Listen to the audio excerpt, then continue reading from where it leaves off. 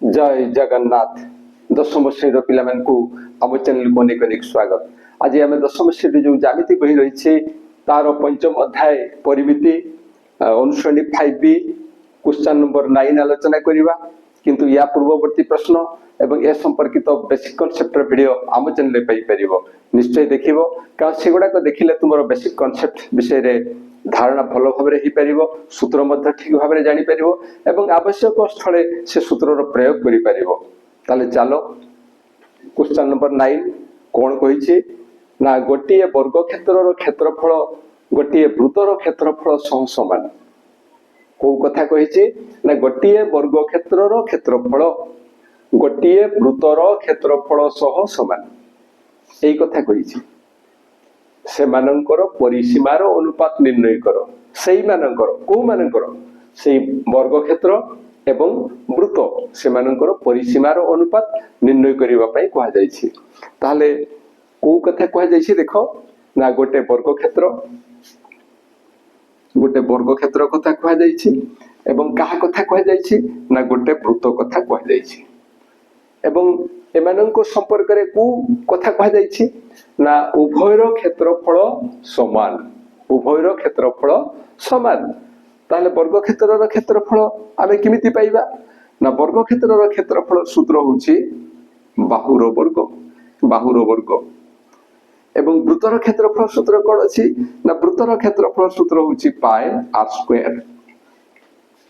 ताहले जो जतरा में वर्ग क्षेत्र क्षेत्रफल निर्णय करबा से समय रे कहार आवश्यकता अछि ना बाहु एवं सेथि पे हमें कोन करबा ना यार बाहुटा को ए नेबा। ठीक सेमते या जतरे क्षेत्रफल आवश्यकता अछि हमको कोन लिखिबा को पड़िबो कोन आवश्यक अछि ना यार व्यासार्ध आवश्यक अछि एवं से व्यासार्धटा को हमें केते नेबा स्मॉल आर एকক नेबा। या परे हमें आगु को बढ़ी कोन निर्णय करबा ना से मानकर परिसीमार अनुपात। ताले यार परिसीमा किए वर्ग क्षेत्रर परिसीमा किए वर्ग क्षेत्रर परिसीमार सूत्र होची 4 into बाहु एटा होची यार परिसीमा एवं यार परिसीमा किए वृत्तर जोटा परिसीमा सेटा को कहा जाय वृत्तर परिधि। तेणु यार परिसीमा हबो 2 पाई r एमानकर कोन निर्णय करिया पे कहा जायछि ना परिधि सॉरी एमानकर कोन निर्णय करिया पे कहा जायछि ना अनुपात। ताहले एटा केते आसीबो ना 4a बाय एटा केते 2 पाई r एटा केते हेबो एटा हमकु निर्णय करिबा पई कहा जायछि। तेणु प्रथम ए दुईटा को आमे धरिबा तापरे आगु को बढ़िबा। ताले कोन लिखिबा ना धरा जाऊ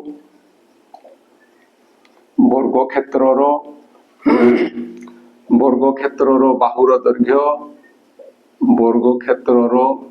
बाहुर दैर्घ्य समान ए एकक आउ कोन नेबा ना वृत्तर व्यासार्ध समान स्मॉल आर एकक एठी ओ देई देबा ए दुईटा जको हमें धरुछु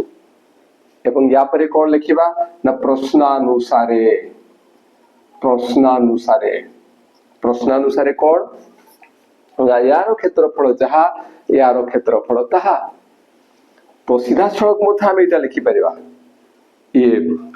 a square equal to pi r square एक कथा सीधा लिखि परिबा नहले हमें लिखिबा जे प्रश्नानुसारे वर्ग क्षेत्रर क्षेत्रफल इक्वल टू वृत्तर क्षेत्रफल कोन ना वृत्तर क्षेत्रफल। एबे एमानकर सूत्र लिखिबा वर्ग क्षेत्रर क्षेत्रफल सूत्र होची बाहुर वर्ग एवं बाहु होची जेहेतु a तेनु एटा हबो a स्क्वायर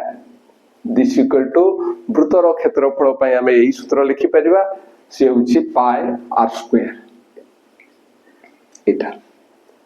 एटा में लिखिबा। या परे कोन करिबा ना सेमानकर परिसीमार अनुपात हमें निर्णय करिबा। कोन निर्णय करिबा ना परिसीमार अनुपात। ताले परिसीमार अनुपात किमिति हेबो ना परिसीमार अनुपात जतबेले आमे निर्णय करिबा सेही समय रे a by r आसुची a by r सेही पे आमे कोन करिबा ना a square by r square लिखिबा a square by r square एटा किमिति हला ना एई स्थान रे जो डाहाण पार्श्व पाई साथ आर स्क्वायर गुणन होइछि एबे आर स्क्वायर जेतले हम पार्श्व परिवर्तन करछु से समय ये हर हबो तेणु ये हर को पड़े आसला ताले एठी रहिला किए ना पाई किंतु आमे केवल पाई न लिखि एटा पाई बाय 1 लिखि देबा ताले हमकु बुझिबा को सुविधा हबो एबे कोन करिबा ना हम पई a बाय r रो आवश्यकता अछि और स्क्वायर रहिला आमे आगो को बढ़ी परिबा नाही तेणु जतले एटा को a बाय r आमे लिखिबा एटा किमिति हला किमिति a बाय r हला स्क्वायर थिला किंतु a बाय r हेछि एटा किमिति हला ना यारो वर्गमूल निर्णय हेछि अर्थात बाम पार्श्वर वर्गमूल नेले एटा आसीबो तेणु डाहाण पार्श्वर भी आमे वर्गमूल नेबा एवं डाहाण पार्श्वर जेता आमे वर्गमूल नेबा सेही समय केवल एठी चिन्हटा देबा एवं यार स्थान रे से 1 ही लिखिबा कारण यारो वर्गमूल निर्णय हे परिबो नाही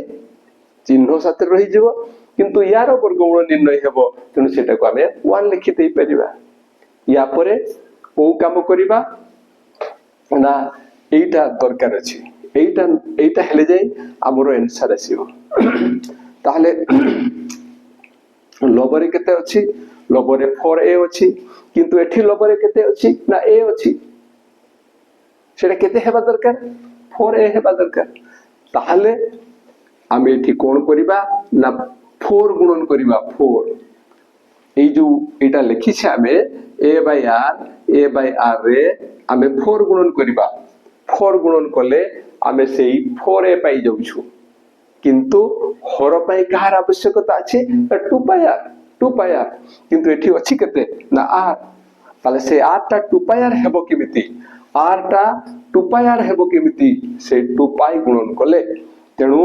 होरो रे हमें लिखिबा 2 पाई बस वर्तमान जहा आवश्यक थिला सेतकी पाई गले किंतु बाम पार्श्व रे जेहेतु एटा गुणन हेछि डाहाण पार्श्व रे मध्य सेतिकी गुणन हेबो डाहाण पार्श्व रे मध्य सेतिकी गुणन हेबो एतिकी या परे एटा जहा हमें पाइछे ताकू लिखिबा अर्थात this implies that 4a by 2 pi r equal to a मानन को आमे सरल करिबा सरल कले या साथरे ये कटि जिवो आमे 2 पाइबा एवं या साथरे या को कटै देले एटा पाइबा रूट पाई एबे ताहले केते रहिला ना लबरे रहिला 2 एवं हररे रूट पाई इनटू 1 सेटा रूट पाई ही हेबो तो सेटा आसुछि 2 बाय रूट पाई तो जहा चाहूथिले आबे सेटा पाई गले एबे लिखिबा दिस इंप्लाइज दैट ये किए ना ये हला वर्ग क्षेत्र रो परिसीमा एवं एटा किए ना एटा को लिखिबा वृत्तर परिसीमा परिधि जहा परिसीमा तहा परिसीमा दिस इक्वल टू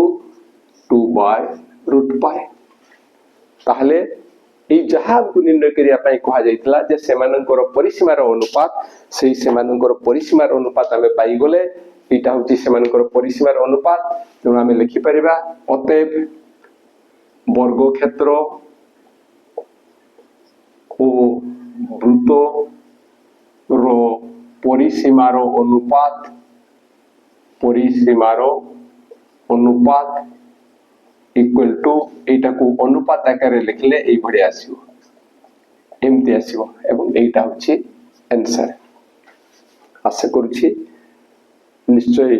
जहा आलोचना करा गला ता बुझी परिथिबो आ बुझी पारे किछ असुविधा हले निश्चय कमेंट द्वारा जणाइबो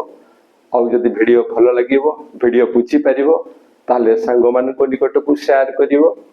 आ मन दे वीडियो देखियो आ जदि वीडियोटा तुमको बहुत भलो लागि थाए ताले वीडियो पई निश्चय गोटे लाइक एवं कमेंट देबो आ वीडियो पई नुवा हितले बा हमो चैनल पई नुवा हितले हमो चैनल को सब्सक्राइब करिवो आज पे एतिकी पुणी देखा हवा परवर्ती वीडियो रे रहूची जय जगन्नाथ।